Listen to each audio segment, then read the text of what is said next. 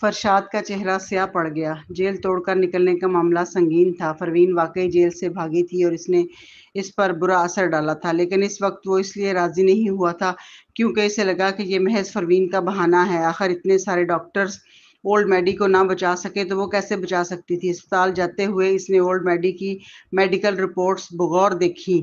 کچھ باتیں واضح نہیں تھیں، لیکن وہ بھی سمجھ گیا تھا کہ اولڈ میڈی بالکل لا علاج ہے۔ مگر ابھی اولڈ میڈی کی سانسیں ہموار تھیں۔ اسے آئی سی یو میں نگرانی کے لیے بھیجا گیا تھا۔ اس کا مطلب یہ تھا کہ اس نے پروین کو غلط سمجھا اور کمتر سمجھا تھا۔ اس کے علاوہ اس کے خون میں موجود نامعلوم اجزاء یہ ظاہر کر رہے تھے کہ اس نے پروین پر غلط الزام لگایا تھا، معافی کے طور پر، اور کیونکہ پروین نے بروقت فیصلہ کر کے جیل سے نکل کر جان بچائی تھی، فرشاد نے اپنی نظریں جھکا لیں اور فیصلہ کیا کہ وہ اس معاملے کو چھپائے گا۔ وہ رکا اور رپورٹر کی طرف دیکھتے ہوئے بولا، مس پروین جیل سے نہیں بھاگی، وہ مریض کا علاج کرنے آئی تھی۔ علاج کرنے؟ رپورٹر نے طنزیہ ہنسی کے ساتھ کہا، اگر وہ واقعی مریض کا علاج کر سکتی ہیں تو پھر اتنی سنگین طبی غفلت کیسے ہوئی؟ کیپٹن فرشاد، میرا خیال ہے آپ اسمتھ فیملی اور مہدی فیملی کے ساتھ ملے ہوئے ہیں، اس لیے آپ نے یہ گھٹیا سا بہانہ بنایا ہے۔ دیگر رپورٹر نے فوراً سوالات کی بوچھاڑ کر دی۔ یہ سب کیا ہو رہا ہے؟ آخر معاملہ کیا ہے؟ منطقی طور پر دیکھا جائے تو اگر پروین کے علاج میں مسئلہ ہوا ہے تو اسے مریض سے الگ کر دینا چاہیے تھا۔ کیا پتہ مریض کو اس سے خطرہ ہو؟ رپورٹر نے فوراً کہا، کیا خطرہ؟ مریض تو پاگل ہے، اس کی ذہنی حالت ٹھیک نہیں، وہ اب بھی آپریشن تھیٹر کے بستر پر بے ہوش پڑا ہے۔ اسے انکار کرنے یا خطرہ محسوس کرنے کا کیا حق ہے؟ مسئلہ تو یہ ہے کہ پولیس ڈپارٹمنٹ حد سے زیادہ لاپرواہ ہے۔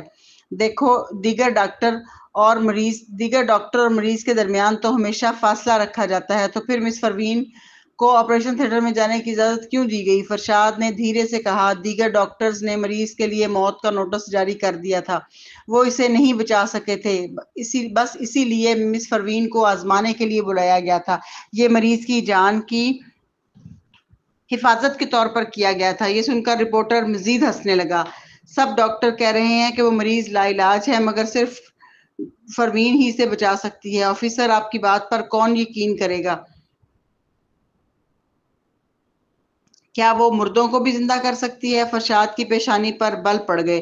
رپورٹر مسلسل گفتگو کو اپنی طرف موڑ رہا تھا۔ میرا خیال ہے آپ نے اسے بلایا تاکہ وہ سب کریڈٹ لے سکے، ہے نا؟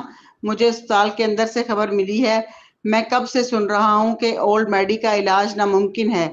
اس وقت ملک میں صرف ایک ڈاکٹر ہے جو اسے بچا سکتا ہے، اور وہ ہے اینٹی۔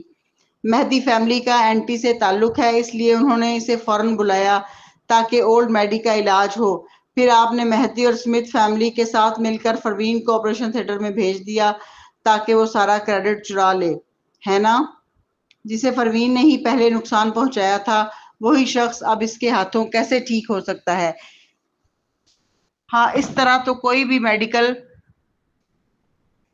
غفلت ثابت ہی نہیں ہوگی۔ تمہارے خاندان واقعی بہت چالاک ہیں، لیکن سب سے زیادہ افسوس کی بات یہ ہے کہ آپ سب نے ان کے ساتھ مل کر اس سازش کو چھپانے کی کوشش کی ہے۔ یہ تو سراسر مزاح کا خیز ہے۔ رپورٹر کی ہر بات میں زور اور اعتماد تھا۔ دوسرے رپورٹرز اور براہ راست نشریات دیکھنے والے لوگ بھی اس کے زیر اثر آ گئے، لہٰذا سب نے پروین پر تنقید شروع کر دی۔ کیا پیسہ ہونے کی وجہ سے کوئی بھی کچھ بھی کر سکتا ہے؟ یہ ایک قانون پسند معاشرہ ہے۔ ہمیں اس کا جواب چاہیے۔ ہمیں اولڈ میڈی کے لیے انصاف چاہیے۔ ہم جواب چاہتے ہیں۔ جی ہاں، ہم یہ معاملہ ایسے ختم نہیں ہونے دیں گے۔ لائیو سٹریمنگ پر تبصرے بھی تیزی سے بڑھنے لگے۔ یہ بہت زیادتی ہے، مجھے بہت غصہ آ رہا ہے۔ کیا عام آدمی کی جان کی کوئی قیمت نہیں؟ ہاں، امیر لوگ بہت گھٹیا ہیں، وہ کچھ بھی کر سکتے ہیں۔ ایسے امیر لوگ معاشرے کے لیے ناسور ہیں، انہیں سخت سزا ملنی چاہیے۔ وہ بہت مغرور ہے۔ کیا یہ سب واضح نہیں ہے؟ اب مجھے دنیا پر یقین نہیں رہا۔ اسپتال میں جولیانا نے اینڈی کی لائیو سٹریمنگ دیکھی۔ اس نے نظریں جھکائیں اور مسکرا دی۔ سالس اور جوئل عوامی رائے کی طاقت کو کمتر سمجھتے تھے، لیکن وہ نہیں جانتے تھے کہ کبھی کبھار عوامی رائے دوسروں کو دبا بھی دیتی ہے۔ جو کچھ رپورٹرز نے کہا تھا وہ سب کچھ جولیانا نے پہلے ہی منصوبہ بنا رکھا تھا۔ کیا پروین کی اسپتال میں آمد مہدی اور اسمتھ فیملی کی وجہ سے نہیں تھی؟ سالس نے اینٹی کو ڈھونڈا اور سارا کریڈٹ پروین کو دیا۔ جولیانا یہ کیسے برداشت کر سکتی تھی؟ اسی دوران اس نے لائیو سٹریمنگ میں فرشاد کو کہتے سنا، تم سب جھوٹ بول رہے ہو۔ میں نے مس فروین کو اس لیے بلایا کیونکہ صرف وہی اولڈ میڈی کی بیماری کا علاج کر سکتی ہے۔ رپورٹر نے طنزیہ آواز میں کہا، جہاں تک میری معلومات ہیں صرف اینٹی ہی اس کا علاج کر سکتی ہے۔ جی ہاں، صرف اینٹی ہی اس کا علاج کر سکتی ہے۔ فروین نے اپنی کنپٹی دبائی، اس وقت وہ بس سونا چاہتی تھی۔ اس نے تیوری چڑھائی اور رپورٹر کی طرف بیزاری سے دیکھا۔ تو کیا تمہیں معلوم ہے کہ میں کون ہوں؟ رپورٹر نے طنزیہ کہا، تم کون ہو؟ کیا تم اینٹی سے بھی بہتر ڈاکٹر ہو، اسی لیے تم اینٹی کا کریڈٹ چرا رہی ہو؟ ہم اولڈ بیڈی کی میڈیکل رپورٹس دیکھنا چاہتے ہیں۔ دوسروں نے بھی شور مچا دیا۔ ہاں، ہم اولڈ میڈی کی رپورٹس دیکھنا چاہتے ہیں۔ ہم دیکھنا چاہتے ہیں کہ اصل معالج کون ہے۔ فروین نے آہستہ سے کہا، اصل معالج واقعی اینٹی ہی ہے۔ رپورٹر نے سکون کی سانس لی۔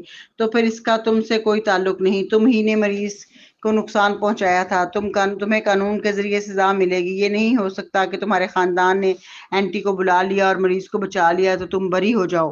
اینٹی ہے اور تم ہو۔ فروین کی آنکھیں سرد پڑ گئیں اور وہ رپورٹر کو گھور کر آہستہ سے بولی، لیکن اگر میں ہی اینٹی ہوئی تو؟ باہر موجود تمام رپورٹر اور اسکرین کے سامنے بیٹھے ناظرین اچانک بالکل خاموش ہو گئے، جیسے کسی نے ایک دم میوٹ بٹن دبا دیا ہو۔ سب لوگ حیرت سے فروین کو گھور رہے تھے۔ وہ اینٹی تھی؟ یہ نوجوان لڑکی بمشکل 20-22 سال کی لگ رہی تھی اور حقیقت میں وہ اینٹی تھی۔ یہ ناقابل یقین تھا۔ رپورٹر نے تھوک نگلتے ہوئے کہا، آپ مذاق کر رہی ہیں نا؟ فروین نے کوئی جواب نہیں دیا، مگر ساتھ کھڑے ایک شخص نے رپورٹر کو کوہنی ماری، کیا یہ مذاق لگتا ہے؟ یہ بات تو ذرا سی تفتیش سے بھی ثابت ہو سکتی ہے۔ بیرون ملک کئی لوگوں کے آپریشن اینٹی نے کیے ہیں۔ اگر ابھی یہ خبر نشر ہو جائے تو سب کو پتہ چل جائے گا۔ یہ جھوٹ نہیں بول سکتی۔ اینٹی تو صرف مہینے میں 2 آپریشن کرتی ہے۔ پہلے میں سمجھتا تھا کہ وہ بہت مغرور ہے، لیکن کیا اینٹی کو اپنے خاندان کا پیٹ نہیں پالنا پڑتا؟ لیکن اب سمجھ میں آیا کہ اینٹی کو واقعی پیسوں کی ضرورت نہیں ہے۔ تو جب اس نے کہا تھا کہ وہ اولڈ میڈی کا علاج کر رہی ہے تو وہ سچ کہہ رہی تھی۔ وہ شہرت کے پیچھے نہیں تھی۔ اینٹی کو کیا اپنی شہرت بڑھانے کے لیے کسی پر انحصار کرنے کی ضرورت ہے؟ لیکن پھر معاملہ کیا ہے؟ آپ کے نوکر اولڈ میڈی کو اچانک کیا ہوا اور پولیس نے آپ کو کیوں گرفتار کیا؟ اس سے پہلے کہ فروین جواب دیتی، فرشاد نے وضاحت کی، اولڈ میڈی کو کسی نے زہر دیا تھا۔ ہم نے اس کے خون میں کچھ نامعلوم اجزاء پائے ہیں، اسی لیے ہم نے مس فروین کو تفتیش میں تعاون کے لیے بلایا ہے۔ اولڈ میڈی کو زہر دیا گیا تھا اور فروین تو صرف تفتیش میں مدد کر رہی تھی۔ یہ سنتے ہی کسی سمجھدار نے کہا، کیپٹن فرشاد، تو پھر تو آپ کی پولیس غلطی پر ہے۔ ایک ڈاکٹر اپنے مریض کو زہر کیوں دے گا؟ جی ہاں، وہ بے وقوف تو نہیں ہے۔ اگر اسے نوکر سے دشمنی ہوتی تو کیا وہ اس کا علاج کرتی؟ رپورٹر سب عقل مند تھے، چند باتوں ہی سے وہ حقیقت بھانپ گئے اور اب فرشاد پر تنقید شروع ہو گئی۔ یہ تو اچھے انسان کو گرفتار کر رہے ہیں۔ بالکل صحیح، بالکل بغیر صحیح تحقیق کے کسی کو پکڑنا کہاں کا انصاف ہے؟ اب جو رپورٹر فروین کی حمایت میں بول رہے تھے وہ تعریفیں کرتے ہوئے فروین کی طرف متوجہ ہوئے۔ مس فروین، میں نیو دہلی کا رپورٹر ہوں۔ اگر کبھی مجھے علاج کی ضرورت پڑی تو کیا میں آپ سے رابطہ کر سکتی ہوں؟ مس فروین، میں فرشاد لاجواب رہ گیا۔ اسے لگا رپورٹر حقیقت میں انصاف پسند اور سمجھدار ہیں، لیکن وہ تو لمحوں میں رائے بدل گئے۔ اصل میں وہ فروین کی خوشامد کر رہے تھے کیونکہ وہ ایک مشہور ڈاکٹر نکلی۔ یہ تو معقول تھا، آخر کون اس بات کی گارنٹی دے سکتا تھا کہ وہ کبھی بیمار نہیں ہوگا؟ یہ بات سمجھتے ہی پولیس اور باڈی گارڈز کے رویے بدل گئے۔ جو اہلکار فروین کو روکنے کے لیے گھیرا ڈالے کھڑے تھے اب نرمی سے بولے، مس فروین ادھر آئیے، براہ کرم دھکم پیل نہ ہو۔ فرشاد کے ماتحتوں کا یہ رویہ دیکھنا مشکل تھا۔ اس نے ہاتھ ہلایا، ٹھیک ہے، ہم مس فروین کو قید نہیں کر رہے، بس بیان لینے جا رہے ہیں۔ باقی سب لوگ برائے مہربانی چلے جائیں۔ سب نے سمجھا تھا کہ یہ کہانی ایک امیر زادی کی بے رحمی کی ہے، مگر آخر میں سب سے بڑا دھماکہ یہ نکلا کہ فروین دراصل اینٹی ہے۔ رپورٹرز کو بہت بڑی خبر مل گئی تھی۔ ان کے رویے میں ایک دم تبدیلی آ گئی۔ اب وہ فرمانبرداری سے راستہ دینے لگے۔ فروین، سالس اور جوئل سب کے حصار میں پولیس کی گاڑی میں بیٹھ گئی۔ اسپتال میں جولیانا نے جب لائیو نشریات میں یہ خبر دیکھی تو اس کے مکے سختی سے بند ہو گئے۔ اس کے چہرے کی عام نفاست اب وحشت اور غصے میں بدل گئی۔ اس نے اتنی سازشیں کی، لیکن اسے یہ گمان بھی نہ تھا کہ فروین اصل میں اینٹی ہے۔ وہ عالمی شہرت یافتہ سرجن، اگر اسے یہ معلوم ہوتا تو وہ کبھی ایسی بے وقوفی نہ کرتی۔ اب انٹرنیٹ کے ہر پلیٹ فارم پر یہی سرخی تھی، حیرت انگیز، اسمتھ فیملی کی بیٹی دراصل اینٹی ہے۔ یہ خبر رساں ادارہ اس کی تعریفوں میں زمین و آسمان ایک کر رہا تھا۔ ایک امیر زادی جو ساتھ ہی ایک طبی نابغہ بھی تھی، یہی شخصیت اسے اعلیٰ خاندانوں میں مضبوطی سے جگہ دلا رہی تھی۔ جولیانا نے گہری سانس لی اور دل میں چاہا کہ کاش وہ خود کو تھپڑ مار سکتی۔ یہ بیوقوف اتنی اعلیٰ حیثیت رکھتی تھی اور پھر بھی اسے چھپائے بیٹھی تھی، اور اب وہ مجبوراً ظاہر ہو گئی، اور جولیانا نے تو خود رپورٹر بلائے، پیسے دے کر شہرت بنوائی۔ نتیجہ یہ نکلا کہ پروین تو سب کی توجہ کا مرکز بن گئی۔ اس نے غصے میں دیوار پر مکہ مارا اور محسوس کیا جیسے اس نے خود اپنے پاؤں پر کلہاڑی مار لی ہو۔ اس کے پاس فلورنس آئی اور بولی، آخر اولڈ میڈی کو زہر کیسے دیا گیا؟ یہ سن کر جولیانا کے چہرے کا رنگ اڑ گیا۔ ہاں، فرشاد تو تیز تفتیش کے لیے مشہور تھا، کیا وہ پکڑی جائے گی؟ ادھر جوئل پولیس کار کے پیچھے پیچھے جا رہا تھا۔ راستے میں اس کی آنکھوں سے فکر غائب ہو گئی۔ پروین کی گرفتاری کے بعد وہ سوچ میں پڑ گیا کہ کیا اسے اپنی چچا کی وجہ سے ضمانت دینی چاہیے یا نہیں۔ اب وہ تھوڑا شرمندہ محسوس کر رہا تھا۔ اس کی پتلی انگلیاں کار کی نشست کے ہینڈل پر ہلکی ہلکی دستک دے رہی تھیں۔ وہ کھڑکی سے باہر دیکھنے لگا۔ اگرچہ اس کا مزاج نرم تھا، لیکن فیصلے کرنے میں ہمیشہ تیز اور قطعی رہا۔ مگر اس بار وہ ہچکچاہٹ کا شکار تھا۔ ایان اس کے والد سے بھی زیادہ قریب تھا۔ وہ ہمیشہ اسے انکل ایان کہتا تھا، لیکن حقیقت میں وہی اس کے لیے سب سے اہم رشتہ دار تھا۔ جب سے پروین کو مانا تھا، ایان کوما میں چلا گیا تھا۔ ڈاکٹر کا کہنا تھا کہ وہ دل شکستہ ہے۔ دل شکستہ اس لیے کہ جس عورت سے وہ سب سے زیادہ محبت کرتا تھا، وہ دراصل اس کے بھائی کے ساتھ رہی تھی۔ پروین کی موجودگی اس کے دل کی سب سے بڑی چبھن تھی۔ اس لیے جوئل ذبذب کا شکار تھا۔ ایک طرف سمتھ فیملی کی کزن، دوسری طرف چچا جو کہ اس کے باپ کی مانند تھا۔ یہی وجہ تھی کہ وہ پروین کے لیے اپنی ہمدردی ظاہر کرنے سے رک گیا۔ اسی سوچ میں تھے کہ وہ پولیس اسٹیشن پہنچ گئے۔ وہ اترا اور پولیس کار کے پاس آیا۔ گاڑی کافی دیر سے رکی تھی، لیکن کوئی باہر نہیں نکلا۔ وہ حیران ہی تھا کہ اچانک پچھلا دروازہ کھلا۔ ثالث نے ہاتھ سے خاموش رہنے کا اشارہ کیا۔ جوئل حیران ہوا اور اس کے کچھ سمجھنے سے پہلے ہی اس نے دیکھا کہ ثالث پروین کو اپنی باہوں میں اٹھائے باہر نکلا ہے۔ پروین پہلے ہی سو چکی تھی۔ ثالث نے اسے بڑے احتیاط سے تھام رکھا تھا اور قدم بھی نہایت نرمی سے رکھ رہا تھا۔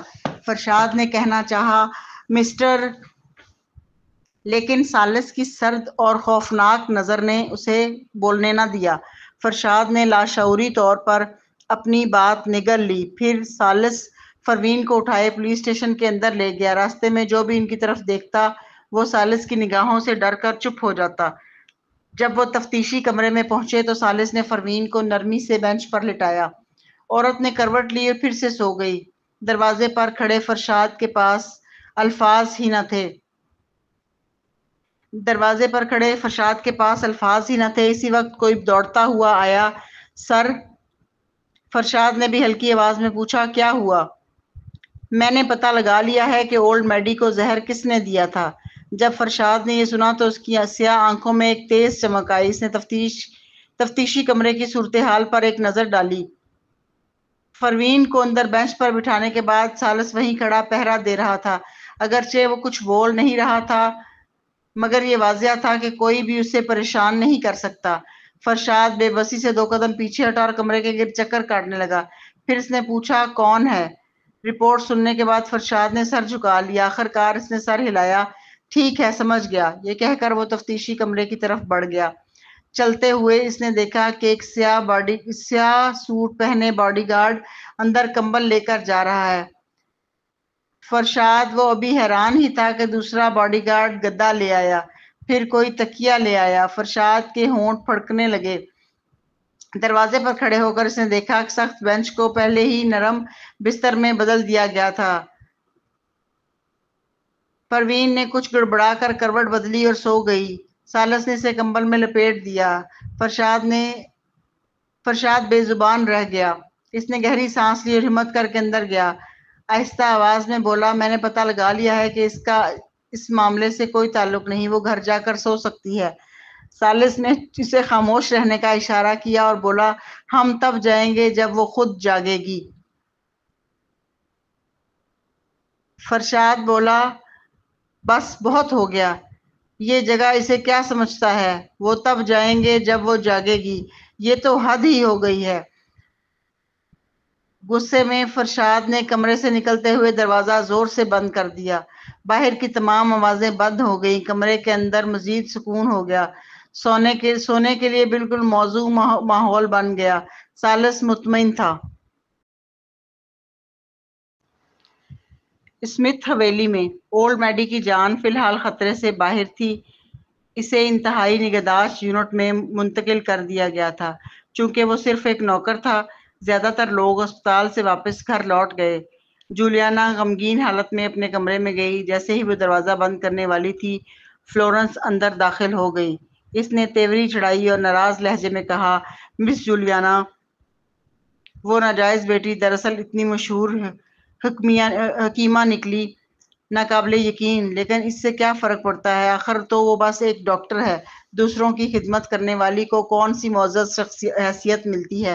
وہ کون سا امیر گھرانے کو کسی ڈاکٹر پر فخر ہوتا ہے؟ پھر اس نے حقارت سے کہا، مجھے سمجھ نہیں آتی زمرد نے ایسی بیٹی کو کیسے جنم دیا؟ بالکل اپنی ماں کی طرح نکلی۔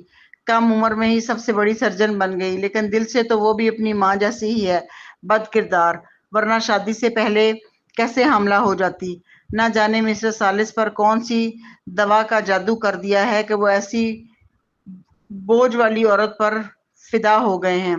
کوئی مرد دوسروں کے بچے کیوں پالے؟ بالکل ایسے ہی جیسے پرانے سر نے آخر کار دل نرم کر کے پروین کو اسمتھ خاندان میں مان لیا۔ اس کی موجودگی ان کے لیے ایک شرمندگی ہے۔ یہ سن کر جولیانا نے آنکھیں جھکائیں اور سرد لہجے میں کہا، یہ اس لیے کہ مسز ثالث اور پروین ایک دوسرے کو پسند کرتے ہیں۔ اسمتھ اور مہدی خاندان کو رشتہ داری چاہیے، اس لیے ابو کو مجبوراً سر جھکانا پڑا اور اسے مان لیا۔ یہ سنتے ہی فلورنس کی آنکھیں لال ہو گئیں۔ اولڈ سر نے واقعی اسمتھ خاندان کے لیے بہت بڑی قربانی دی ہے۔ وہ روتے ہوئے بولی۔ اس وقت زمرد سب کچھ چھوڑ کر بھاگ گئی تھی۔ اولڈ سر کو اکیلا چھوڑ دیا۔ وہ ساری زندگی غیر شادی شدہ رہے۔ خاندان نے انہیں بچہ گود لینے پر مجبور کیا، مگر انہوں نے انکار کر دیا۔ بس جوئل کو بلایا، لیکن اسے کبھی خاندانی رجسٹر پر شامل نہیں کیا۔ اولڈ سر اتنے وفادار تھے تو زمرد نے ان سے دھوکہ کیوں کیا؟ فلورنس نے آنسو پونجے، میں زمرد پر ہی ناراض ہوں۔ کیوں اس نے اولڈ سر کو دھوکہ دیا؟ اب ان کی صحت بگڑ گئی ہے۔ اب اس کی بیٹی آ کر اسمتھ خاندان میں افراتفری پھیلا رہی ہے۔ اولڈ سر نے خود میڈی کو اپنے پاس رکھنے کا حکم دیا۔ ہمارا پورا خاندان اس کا خیال رکھتا ہے، لیکن اس نے اس پر حملہ کیا۔ یہ ناقابل برداشت ہے۔ اور وہ کیپٹن فرشاد بھی عجیب ہے۔ اس نے کہا میڈی کو زہر دیا گیا ہے، حالانکہ وہ بھی وہی کھانا پینا ہے جو کھاتا پیتا ہے جو ہم کھاتے پیتے ہیں۔ پھر صرف اسے زہر کیسے لگا؟ فلورنس نے طنزیہ کہا، مجھے بھی لگتا ہے زہر اسی پروین نے دیا ہوگا۔ اس نے جان بوجھ کر میڈی کو بیمار کیا تاکہ بعد میں خود کو بچا کر اپنی شہرت بڑھا سکے۔ یہ کہتے ہی اچانک نیچے ہلچل ہوئی۔ جولیانا اور فلورنس نے ایک دوسرے کو دیکھا اور نیچے آ گئیں۔ وہاں پولیس چیف چند اہلکاروں کے ساتھ موجود تھا۔ بٹلر کا چہرہ سخت ہو گیا۔ کیا مس پروین تھانے میں نہیں ہے؟ پھر آپ لوگ یہاں کیوں آئے ہیں؟ کپتان نے تلاشی وارنٹ نکالا۔ ہم نے میڈی کے خون میں کیڑے مار دوا پائی ہے۔ اس کی خوراک کا جائزہ لینے کے بعد ہمیں پتہ چلا ہے کہ اسے یہ دوا کھلائی گئی تھی۔ اس نے ایک گولی نکالی۔ یہ گولی بظاہر دیسی دوا لگتی ہے، مگر دراصل یہ زہر ہے۔ اس لیے ہمیں معلوم کرنا ہوگا کہ یہ دوا اسے کس نے دی۔ بٹلر چونک گیا اور گولی کو غور سے دیکھا۔ فوراً ہی اس نے فلورنس کی طرف دیکھا۔ فلورنس کی آنکھیں حیرت سے پھیل گئیں۔ وہ بے اختیار بولی، یہ تو کیئر فری پل ہے نا؟ پولیس فوراً اس کی طرف متوجہ ہوئی۔ کیا تم نے یہ دوا میڈی کو دی تھی؟ فلورنس نے گھبراہٹ میں سر ہلا دیا، پھر کانپتی آواز میں کہا، افسران، آپ لوگ غلطی پر ہیں۔ یہ کیئر فری پل ہے، علاج کے لیے ہے۔ یہ دوا ہارمونیا فارمیسی نے بنائی ہے۔ $3000 سے بھی زیادہ قیمت ہے، بہت مہنگی ہے۔ وہ ایک قدم آگے بڑھی، یہ زہر کیسے ہو سکتا ہے؟ یہ واقعی کیئر فری پل ہے، اسے پاشا خاندان نے بنایا ہے۔ پروین بھی جانتی ہے۔ اس وقت جب وہ میڈی کا علاج کر رہی تھی، میں نے دیکھا کہ وہ روز بے ہوش ہو جاتا ہے۔ مجھے ڈر تھا کہ کہیں مر نہ جائے، اس لیے میں نے اسے یہ دوا دے دی۔ جو وہ بولی، اس کا چہرہ سفید پڑتا گیا۔ فلورنس بیوقوف نہیں تھی۔ ایک اندرونی منتظمہ ہونے کے ناطے وہ کئی معاملات سنبھال چکی تھی۔ اب اسے سمجھ آنے لگا تھا۔ اس نے جولیانا کی طرف دیکھا تو اس پر شک کی نگاہ گاڑ دی۔ پولیس نے بھویں چڑھائیں، یہ دوا تمہیں کہاں سے ملی؟ فلورنس نے کانپتے ہاتھ سے اشارہ کیا، یہ میں نے مس جولیانا کے کمرے سے لی تھی۔ جو ہی اس نے یہ کہا، کمرے میں موجود تمام نوکروں نے جولیانا کی طرف دیکھا۔ جولیانا کی آنکھیں حیرت سے پھیل گئیں اور وہ گھبراہٹ سے تن گئی۔ پھر اس نے گہرا سانس لیا اور پرسکون لہجے میں کہا، یہ تو میرا مچھر بھگانے والا لوشن ہے میڈم فلورنس، آپ نے اسے کیوں اٹھایا؟ مچھر بھگانے والا لوشن؟ فلورنس چونک گئی۔ ایک لمحے میں ہی اسے سب سمجھ آ گیا۔ اس نے گولی کی طرف اور پھر جولیانا کی طرف دیکھا۔ اس لمحے اس کے ذہن میں جیسے کچھ بھی نہ رہا ہو۔ کیا یہ وہی مس جولیانا تھی جسے وہ ہمیشہ نرمی، سخاوت اور سمجھداری کی مثال سمجھتی رہی؟ وہ کیسے جھوٹ بول سکتی ہے؟ وہ کیسے جھوٹ بول سکتی ہے؟ جولیانا نے ایک قدم پیچھے ہٹایا اور کہا، میڈم فلورنس، آپ مجھے اس طرح کیوں دیکھ رہی ہیں؟ کیوں دیکھ رہی تھی؟ فلورنس نے گہرا سانس لیا اور اچانک فیصلہ کر لیا۔ جب پروین جاگی تو باہر دن نکل چکا تھا۔ اس نے آہستہ سے آنکھیں کھولی، سر میں سوئیاں چبھنے کا سا درد محسوس ہوا۔ اس نے ابرو اسکیڑ کر ماتھے پر ہاتھ رکھا۔ وہ کچھ کہنے ہی والی تھی، ایک جوڑی مضبوط اور گرم ہاتھوں نے اس کی کنپٹیوں کو دبا کر مالش کرنا شروع کر دی۔ درد آہستہ آہستہ کم ہونے لگا، اس کی تیوری بھی کھل گئی۔ اس نے اس شخص کی طرف دیکھا جو اسے مساج کر رہا تھا، ثالث۔ وہ اب بھی کل کے کپڑوں میں تھا، لگتا تھا وہ پوری رات نہیں سویا۔ نیند نہ کرنے کے باوجود وہ تھکا ہوا نہیں لگ رہا تھا، بس آنکھوں کے کنارے میں ہلکی سی تھکن جھلک رہی تھی۔ مدھم روشنی میں اس کے چہرے کا تل سختی کے بجائے کچھ زیادہ پرکشش لگ رہا تھا۔ پروین کے ذہن میں وہ منظر آ گیا جب اس نے فرشاد کو یرغمال بنایا اور اسے جانے کو کہا۔ وہ کھنچ کر اٹھی اور پوچھا، تمہیں ڈر نہیں تھا کہ میں بھاگ جاؤں گی؟ ثالث مسکراتے ہوئے بولا، تم ایسا نہیں کرو گی۔ پروین چونکی۔ کیوں؟ بچوں کی وجہ سے؟ ثالث نے رومال ہٹایا اور اسے تھماتے ہوئے کہا، تمہیں اس لیے نہیں، اس لیے کہ تم نے کہا تھا تم مجھ سے محبت کرتی ہو۔ پروین کے ہونٹ پھڑپھڑائے۔ اس نے رومال لے کر کیجولی منہ صاف کیا تو ثالث ہنسا اور بولا، مذاق تھا، اصل وجہ یہ ہے کہ میں جاننا چاہتا ہوں تم ایسی نہیں ہو۔ اصل وجہ یہ ہے کہ میں جانتا ہوں تم ایسی نہیں ہو۔ پروین ساکت رہ گئی۔ سچ تو یہ تھا کہ دونوں نے ایک دوسرے کے ساتھ زیادہ وقت نہیں گزارا تھا۔ ثالث اس کی کئی خفیہ پہچانوں سے بھی واقف نہیں تھا، پھر بھی اس نے ہر حال میں اس پر بھروسہ کیا۔ پروین نے نظریں پھیر لیں، دل کی دھڑکن بے وجہ تیز ہو گئی تھی۔ اس نے کہا، کچھ کھانے کو ہے؟ ہاں ہے۔ ثالث نے فون پر پیغام بھیجا اور فوراً سے کھانے بھری ٹرالی کمرے میں آ گئی۔ اسی وقت فرشاد کمرے میں داخل ہوا اور یہ دیکھ کر دنگ رہ گیا کہ یہ تو تفتیشی کمرہ تھا، مگر ثالث نے اسے ہوٹل میں بدل دیا۔ بیڈنگ، واش بیسن، کھانے کی ٹرالیاں اور ہر گھنٹے بعد تازہ تازہ کھانا لاتا تاکہ پروین کو جب بھی نیند کھلے تو نیا کھانا ملے۔ فرشاد نے کبھی نہیں دیکھا تھا کہ کوئی اپنی بیوی کو اتنا لاڈ دے۔ وہ کچھ کہنے ہی والا تھا کہ ثالث نے ہاتھ اٹھا کر روک دیا۔ کیپٹن فرشاد، اسے کھانے کے بعد ہی کچھ کہنا، ورنہ ہاضمہ خراب ہو جائے گا۔ ناشتہ ختم کرنے کے بعد پروین نے کہا، کیپٹن فرشاد، کیس میں کوئی پیش رفت ہوئی ہے؟ فرشاد نے جواب دیا، جی، جس نے اولڈ میڈی کو زہر دیا تھا وہ فلورنس اسٹون ہے، اسے پکڑ کر لایا گیا ہے۔ ثالث نے فوراً کہا، لیکن ایسا زہر عام ملازم کو کہاں سے مل سکتا ہے؟ فرشاد نے اس بات میں سر ہلایا، تم درست کہتے ہو، اس نے یہ دوا جولیانا کے کمرے سے لی تھی۔ پروین کی بھویں سکڑ گئیں۔ پھر جولیانا پر الزام ثابت کرنا مشکل ہے، براہ راست ثبوت نہیں ہے، اور فلورنس نے خود اعتراف کیا ہے کہ یہ سب اس نے اپنی مرضی سے کیا ہے۔ پروین نے کہا، میں فلورنس سے بات کروں گی۔ تفتیشی کمرہ۔ فلورنس کو لایا گیا۔ وہ خوف اور بے خوابی سے تکی ہوئی لگ رہی تھی، مگر پروین کو دیکھتے ہی اس کی آنکھوں میں سختی اور غصہ آ گیا۔ پروین نے سیدھا سوال کیا، کیوں؟ یعنی وہ جولیانا کے لیے الزام کیوں لے رہی تھی؟ فلورنس کھری اور سیدھی بات کرنے والی عورت تھی، وہ کبھی اپنے جذبات نہیں چھپاتی تھی۔ اس کے پروین پر تنقید کرنے کے انداز سے ظاہر تھا کہ وہ خاندان کی عزت پر جان دیتی ہے، ایسے میں یہ ممکن ہی نہیں تھا کہ وہ واقعی زہر دیتی۔ فلورنس نے کہا، کیونکہ وہ بزرگ صاحب کی بیٹی ہے، چاہے منہ بولی ہی کیوں نہ ہو، بیٹی تو ہے، اور تم اس کے لیے شرمندگی ہو۔ اس نے سر جھکا کر کہا، میں بزرگ صاحب کی احسان مند ہوں، اس کا بدلہ چکانے کا ایک یہی طریقہ تھا۔ پروین نے کہا، لیکن وہ اچھی انسان نہیں ہے۔ فلورنس بھڑک اٹھی، تو کیا ہوا اگر وہ اچھی ہے یا بری؟ تمہاری ماں بھی اچھی انسان تھی، اس نے کتنے لوگوں کی جان بچائی تھی، مگر پھر بھی اس نے بزرگ صاحب کے ساتھ غداری کی۔ تمہیں اندازہ ہے وہ ان برسوں میں کس حال میں جیے؟ اسی دوران اسمتھ فیملی کو فلورنس اور پروین کی بات چیت کا علم نہ تھا۔ جوئل اسٹڈی میں تھا، سوچوں میں ڈوبا ہوا تھا۔ جولیانا گھبراہٹ سے اندر داخل ہوئی۔ کیا آپ نے مجھے بلایا جوئل؟ جوئل نے نظریں اٹھائیں اور کہا، میڈم فلورنس اولڈ میڈی کو زہر نہیں دے سکتی، یہ بات تم بھی جانتی ہو اور میں بھی۔ جولیانا نے ہونٹ کاٹے اور خاموش رہی، پھر جھوٹ موٹ بولی، آپ کا مطلب کیا ہے جوئل؟ مجھے کچھ سمجھ نہیں آ رہا۔ فلورنس نے خود ہی اعتراف کیا ہے۔ میں اس سے پہلے کہ وہ جملہ مکمل کرتی، جوئل نے اس کی بات کاٹ دی۔ انکل ایان سب سے زیادہ قانون توڑنے والوں سے نفرت کرتے ہیں، چاہے تم ان کی بیٹی ہی کیوں نہ ہو۔ یہ برداشت نہیں کیا جائے گا۔ فلورنس تمہیں بچا سکتی ہے مگر اسمتھ فیملی کبھی ایسی گھٹیا حرکت برداشت نہیں کرے گی۔ جولیانا نے یہ سن کر ہونٹ کاٹے اور جوئل کی طرف دیکھا۔ وہ شخص ڈیسک کے پیچھے آرام سے بیٹھا تھا مگر اس کی آنکھیں جو ہمیشہ مسکراتی نظر آتی تھیں اس وقت اتنی گہری اور پراسرار تھیں کہ جیسے سب کچھ بھانپ لیں۔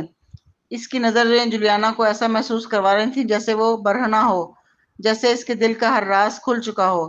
جولیانا نے سر جھکا کر کہا، میں مانتی ہوں میں نے غلطی کی ہے جوئل، مجھے ایسی دعا خرید کر کمرے میں نہیں رکھنی چاہیے تھی، ورنہ میڈم فلورنس کو اسے چرانے کا موقع ہی نہ ملتا، لیکن میں نے کوئی غیر قانونی کام تو نہیں کیا نا؟ اگر کسی نے وہ دوا چرا کر زہر دے دیا تو اس میں میرا کیا قصور؟ جوئل کی آنکھیں سکڑ گئیں، وہ طنزیہ ہنسا اور بولا، کیا تمہیں لگتا ہے میں نے تمہیں اس لیے بلایا ہے کہ تم اپنی غلطی تسلیم کرو؟ تم غلط ہو۔ جولیانا چونک گئی، پھر اس نے جوئل کی گہری اور دھیمی آواز سنی، میں پولیس والا نہیں ہوں کہ ثبوت ڈھونڈنے کے بعد ہی سزا دوں، نہ ہی مجھے تمہارا اقرار چاہیے، تم بھی جانتی ہو اور میں بھی جانتی ہوں کہ اصل حقیقت کیا ہے۔ اس کی آواز نرم تھی مگر جولیانا کو لگا جیسے وہ جہنم کی گہرائیوں سے آ رہی ہو۔ اس کا دل آہستہ آہستہ ڈوبنے لگا۔ جوئل کھڑا ہو گیا اور بولا، چونکہ کوئی ثبوت نہیں ہے میں تمہیں پولیس کے حوالے نہیں کروں گا، ویسے بھی تم انکل ایان کی بیٹی ہو، تمہارے ساتھ کیا ہونا چاہیے اس کا فیصلہ انکل ایان کے جاگنے کے بعد ہوگا، لیکن تب تک تمہیں گھر کے معاملات سنبھالنے کی ضرورت نہیں۔ یہ سن کر جولیانا نے چونک کر سر اٹھایا۔ اسمتھ خاندان میں انکل ایان کی واحد قانونی بیٹی ہونے کے ناطے جولیانا کا ہمیشہ اونچا مقام رہا تھا۔ قانونی طور پر بھی اس کا رشتہ انکل ایان سے زیادہ قریبی تھا جتنا جوئل کا تھا۔ اس وجہ سے کمپنی کے معاملات جوئل دیکھتا تھا مگر خاندان کے تمام گھریلو معاملات جولیانا کے ہاتھ میں تھے، یہاں تک کہ فلورنس جیسی پرانی نگران بھی صرف اس کی مددگار تھی۔ لیکن اب جوئل اس کا اختیار چھین رہا تھا۔ جولیانا تیزی سے بولی، اگر میں گھر کے معاملات نہیں دیکھوں گی تو کون دیکھے گا؟ فروین، یہ ممکن نہیں، وہ تو ایک شرمناک عورت کی ناجائز اولاد ہے اور میں پاپا کی واحد بیٹی ہوں، اگر تم اسے یہ اختیار دیتے ہو تو پاپا کی توہین کرو گے۔ جوئل نے نظریں جھکائیں اور دھیمی آواز میں کہا، اب تم جا سکتی ہو۔ جولیانا نے کچھ اور کہنا چاہا مگر اسے معلوم تھا کہ جوئل کبھی اپنا فیصلہ نہیں بدلتا۔ اس نے مٹھی سختی سے بند کی، گہرا سانس لیا اور باہر نکل گئی۔ اس کے جانے کے بعد کوئنٹن کہیں سے نکل آیا اور جوئل کے قریب آ کر بولا، کیا تم واقعی اسے یوں ہی چھوڑ دو گے؟ جوئل نے کنپٹی دبائی اور بولا، انکل ایان ابھی کوما میں ہیں، وہ واحد بیٹی ہے اس لیے فی الحال کچھ نہیں کیا جا سکتا، اگر وہ بچ گئے تو وہ خود اس کا فیصلہ کریں گے۔ جوئل اچھی طرح جانتا تھا کہ انکل ایان کو سازشیں اور فریب سب سے زیادہ ناپسند تھے۔ حقیقت تو یہ تھی کہ انکل ایان کو فروین سے اتنی نفرت بھی نہیں تھی جتنی جولیانا کو لگتی تھی۔ کوئنٹن نے کہا، اگر انکل ایان نہیں بچے تو؟ جوئل کی آنکھوں میں ٹھنڈک بھر گئی، تو پھر اس کا نکاح کرا دیا جائے گا، شادی کسی سے ہوگی اور اسے کتنا جہیز ملے گا یہ سب میں طے کروں گا۔ کوئنٹن نے سر ہلا دیا۔ اسی دوران بات فروین پر آ گئی۔ کوئنٹن نے طنزیہ کہا، وہ ہر وقت سوتی رہتی تھی، کوئی کام نہیں کرتی تھی، لیکن پتا چلا کہ وہ مشہور اینٹی ہے، حیرت نہیں کہ اتنی امیر ہے۔ جوئل نے خشک لہجے میں کہا، کیا شاندار مستقبل ہے ہمارے لوئس کا، جو صرف دولت دیکھ کر فین بن گیا۔ کوئنٹن ناک چڑھا کر بولا، میں تو کبھی دولت کے آگے نہیں جھکوں گا، اگر فروین کو میرا احترام چاہیے تو صرف تب جب وہ queen school of martial arts کی بڑی بہن ہو۔ اسی وقت جوئل کا فون بجا۔ تانیہ کا پیغام تھا، براہ کرم مجھے اطلاع دینا جب فروین واپس آ جائے۔ جوئل نے سوالیہ نشان بھیجا کہ کیوں؟ ثانیہ نے فوراً جواب دیا، فروین میرا فون نہیں اٹھا رہی، لگتا ہے وہ اب بھی حراست میں ہے، شمائل اپنی ماں کو یاد کر رہی ہے، اسے کہو جب واپس آئے تو اپنی بیٹی کو لے جائے۔ یہ دیکھ کر جوئل فوراً کھڑا ہوا اور گاڑی کی چابیاں اٹھائیں باہر نکل گیا۔ کوئنٹن حیران ہوا، کہاں جا رہے ہو؟ فروین کے گھر آنے کا انتظار نہیں کرو گے؟ جوئل نے چلتے چلتے کہا، میں بچی کو لینے جا رہا ہوں اور گھر لا رہا ہوں۔ دوسری طرف فروین فلورنس سے ملاقات کے بعد باہر نکلی۔ وہ فلورنس سے خفا نہیں تھی بلکہ اس کی ایان کے لیے وفاداری نے فرمین کو متاثر کیا۔ آخر یہ کون سا زمانہ تھا جس میں کوئی اپنے مالک کے لیے اتنی قربانیاں دیتا۔ یہی وجہ تھی کہ جوئل نے اسے گھر سے نہیں نکالا تھا۔ فرشاد نے پوچھا، کیسا رہا مس اسمتھ؟